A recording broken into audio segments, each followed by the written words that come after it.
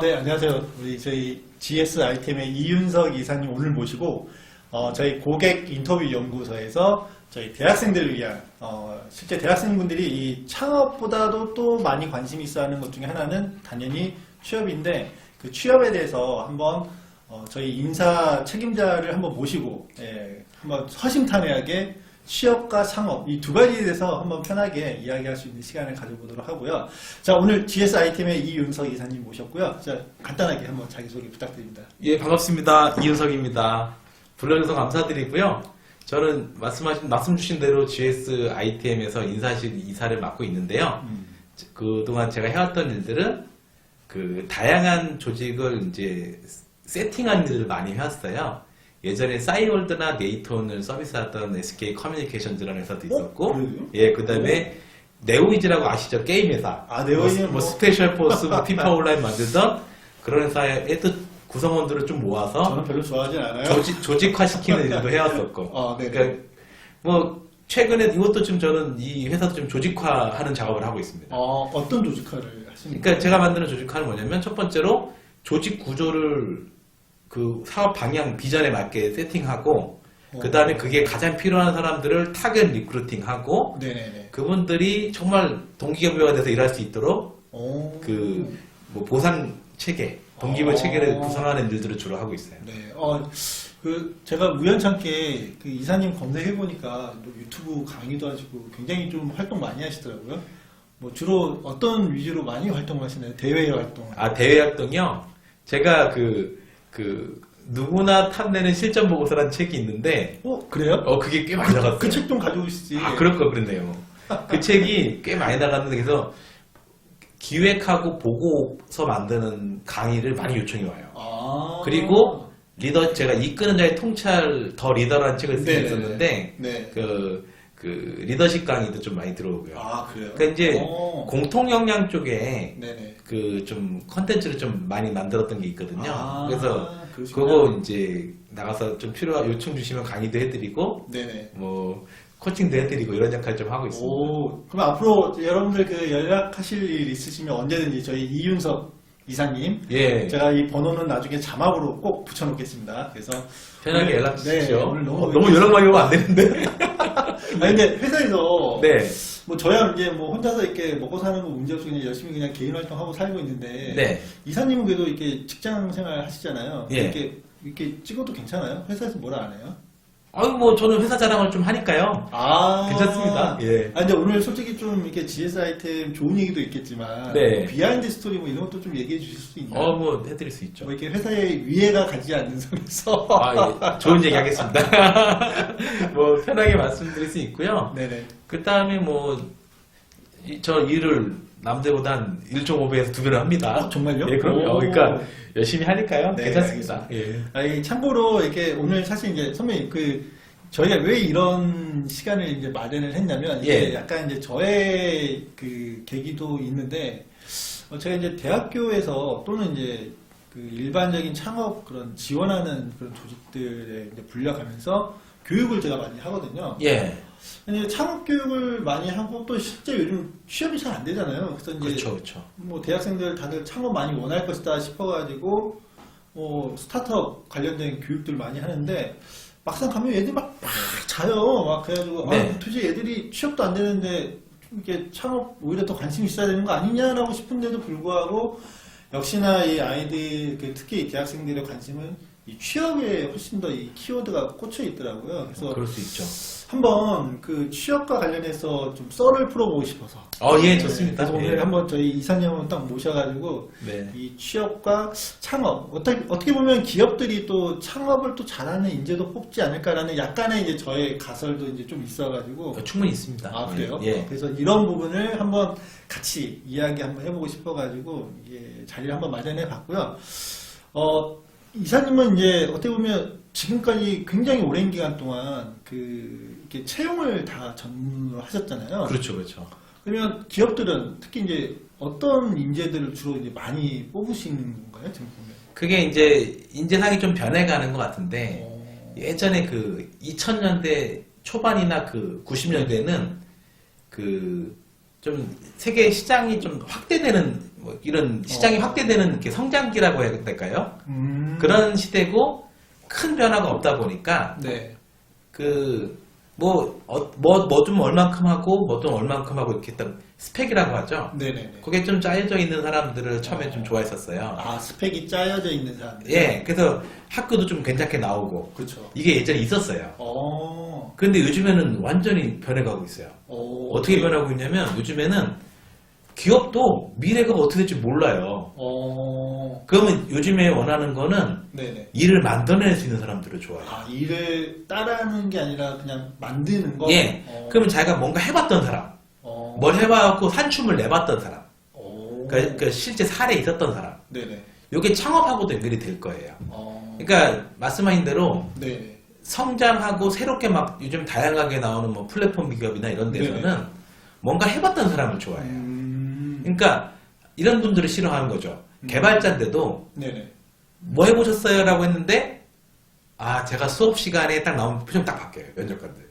아, 수업 시간에 딱 그 단어를 보면은 왜냐하면 너는 네가 좋아하는 일에 대해서 네네. 수업 시간에서 남이 시킨 것밖에 안 한 거잖아요. 아. 그게 아니라 이런 사람 좋아해요. 학교가 좀 안 좋아도 상관없어요. 네네. 방학 때 뭐 했고 네. 내가 좋아서 어떤 걸 했고 오. 실제 방학 때마다 이걸 개발을 해갖고 구글 스토어에 몇 개 올라가 있고 네네네. 그럼 사람들이 바로 스마트폰 꺼내거든요.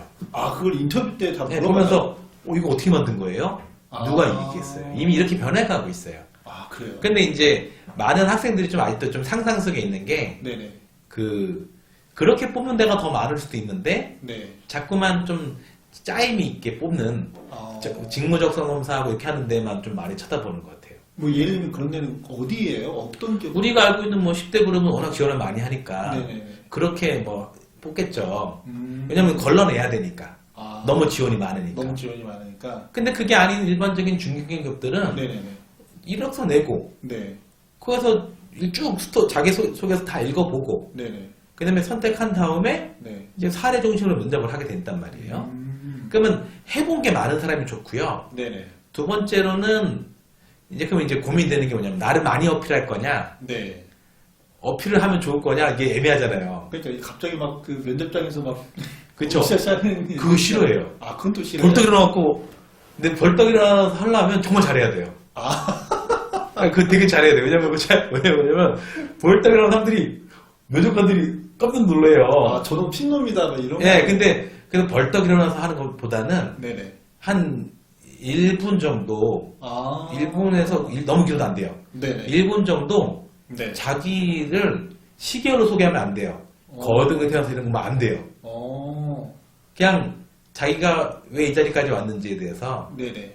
딱 그 1분 정도 되는 네. A4지로 따지면 4분의 1 정도? 4분의 1 정도? 한 3분의 1? 3분의 1? 그러니까 4분에서 3분의 1 정도. 네네네. 그 문장을 만들어서 되게 자연스럽게 할 수 있어야 돼요.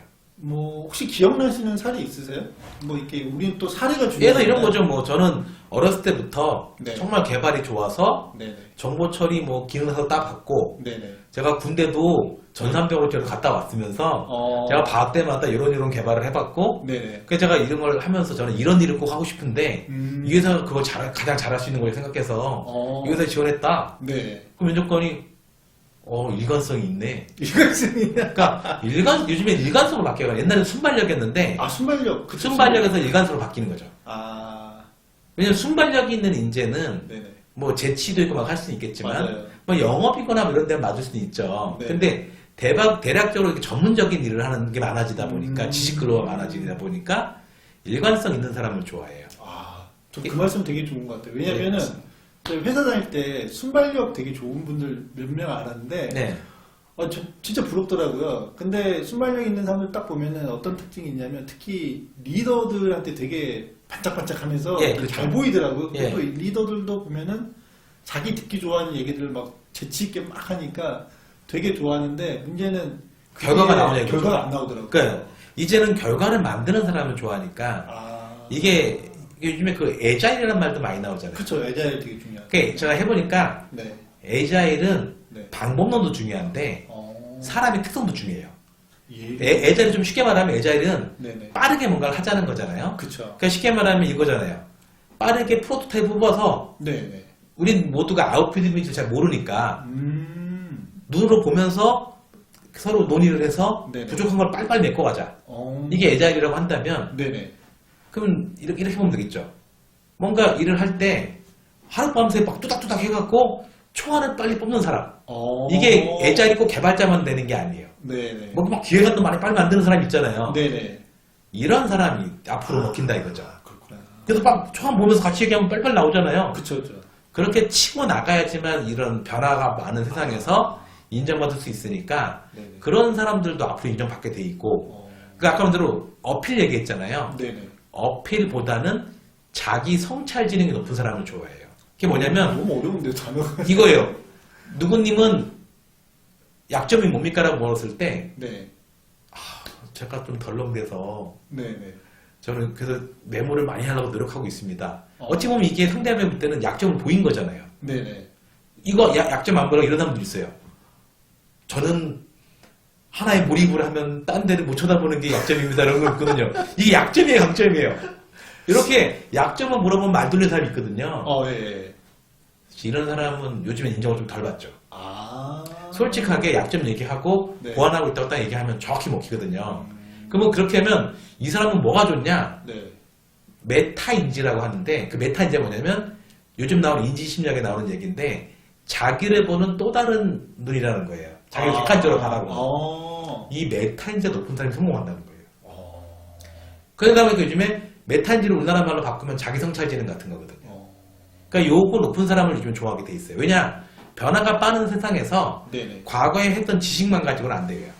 이 지식들을 새롭게 조합해서 계속 뭔가 새로운 걸 만들 수 있어야 되잖아요. 네네네. 그런 인재를 좋아하기 때문에 그러면 우리가 학습 능력이라고 말하는 사람도 있죠. 학습 능력. 예. 학습을 하려면 기존 틀을 빨리 깨야죠.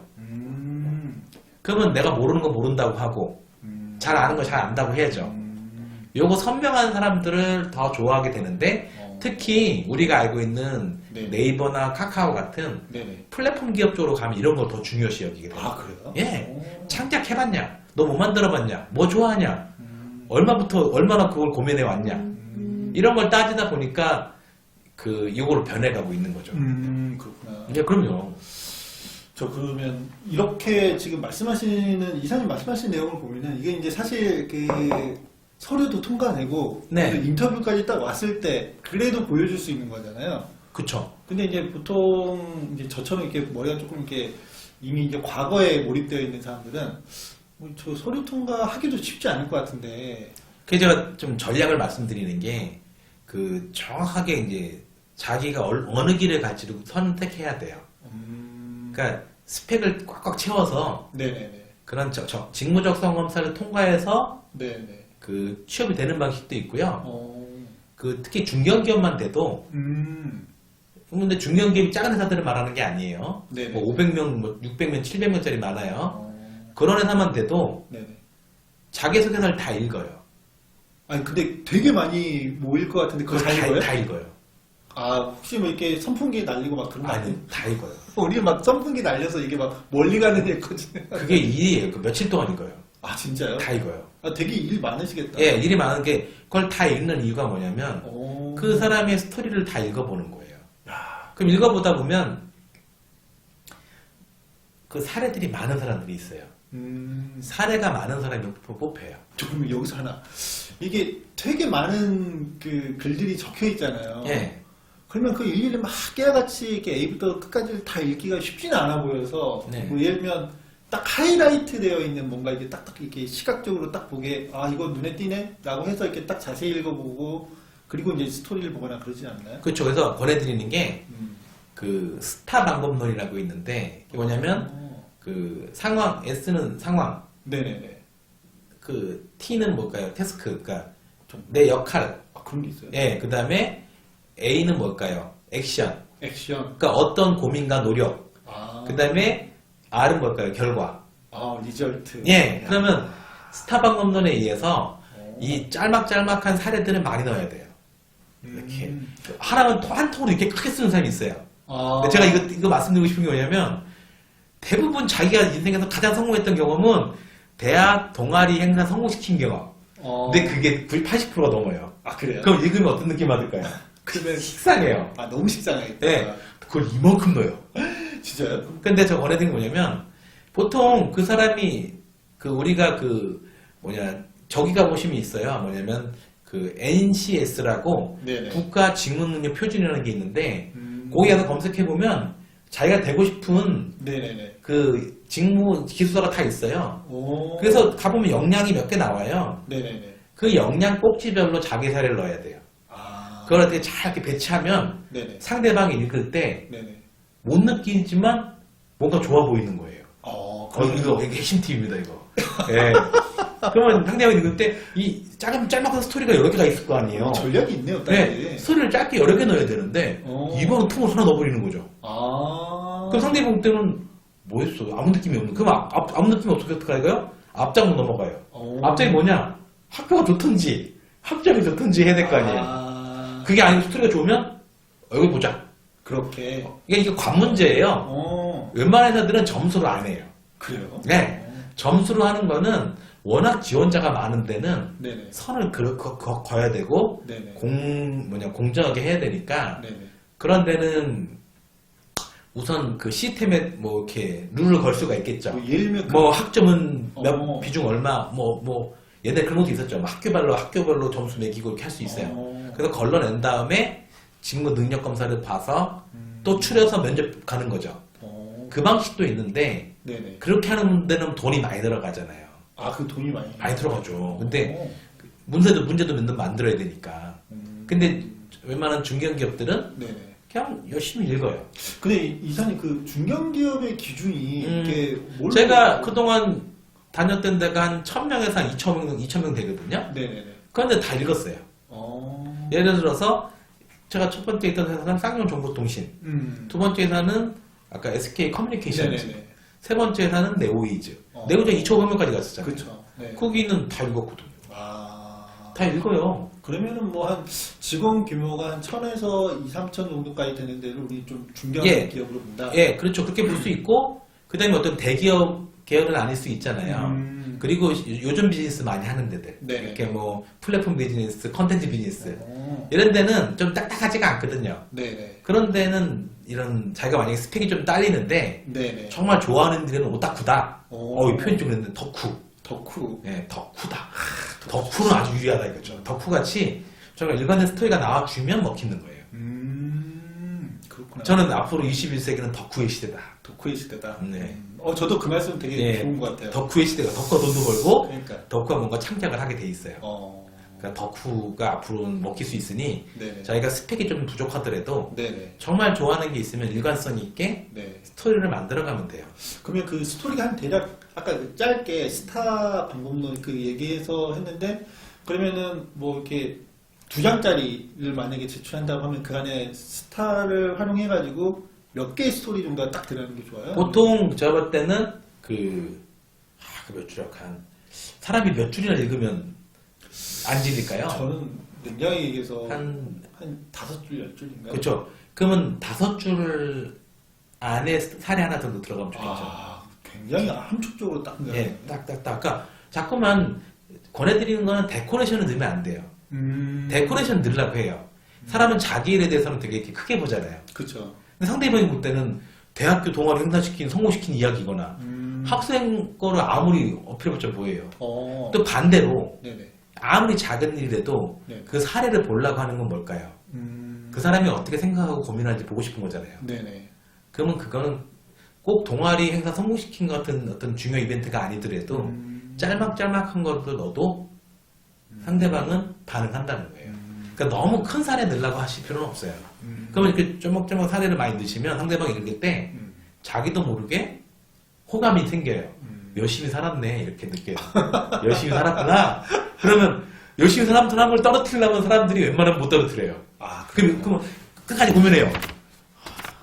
정말 학교가 아닐 수도 있거든요. 학점도 떨어지고. 네. 근데 이러다가 면접 보자 이렇게 나와요. 면접 보자.